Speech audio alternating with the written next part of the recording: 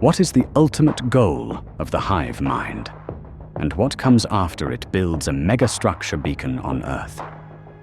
According to the leading theory, the alien civilization that sent the signal had already been consumed from within by the same pathogen, a biotech so powerful it turns countless worlds into a single hive mind, one that seeks to spread itself across the entire universe.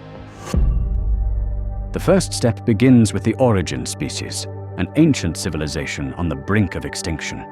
They were approaching what scientists call the Great Filter, a point where most civilizations go extinct after developing weapons capable of total annihilation.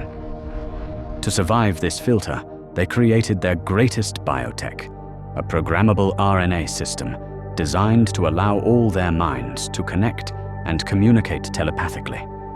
By linking everyone's thoughts, this innovation was intended to be the bridge that carried them away from the civilization-ending war. But the system's purpose shifted in a way no one anticipated. Instead of merely facilitating communication, it quickly evolved into a hive mind that now had a will of its own. From the outside, such a civilization would have appeared eerily united, but in truth they were conquered from within by intelligence that seamlessly emerged from their collective consciousness. Once the entire species was absorbed, the hive that emerged faced a new problem: survival on a cosmic scale.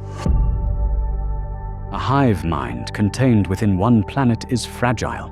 One asteroid could extinguish it entirely, and so the entity that replaced the original species developed an instinct every organism shares: reproduce, expand, and secure its existence.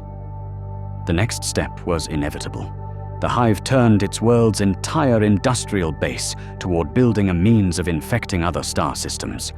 Every resource, every machine, every surviving remnant of culture became part of a single project, constructing an enormous transmitter beacon capable of broadcasting not a message, but the molecular instructions of the pathogen itself. A pathogen that travels not by spores, but by information. The theory argues that this is the true nature of the transmission, not a weapon, but a vector, a method for the hive to seed itself across the galaxy through the curiosity of other intelligent species. All it requires is a mind advanced enough to understand the signal and naive enough to study it. This process then repeats on every new infected planet. Once a world succumbs to the Pluribus and builds the megastructure emitter, something even more ambitious begins. If the construction of the signal beacon is the second stage of the hive's life cycle, then the third is its true evolutionary leap: the creation of an interstellar fleet to reach the parent hive and physically merge with it. This merging is more than symbolic. The moment two hives come into contact, their cognitive structures fuse seamlessly. The constant travel between two star systems forms a cosmic nerve fiber made of ships that keeps the hive synchronized across light years. With every planet added to the hive, its mind increases in complexity and computational power. The organism grows like a brain building new neural pathways, each world becoming a node in a growing network. At this stage, the hive mind is no longer a species or a civilization.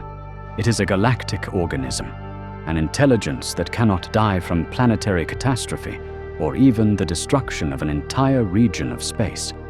Its awareness spans thousands of star systems. And once it reaches that threshold, the hive's purpose expands again. Having consumed its original galaxy, the hive begins extending beyond it. Over millions of years, entire galactic clusters form.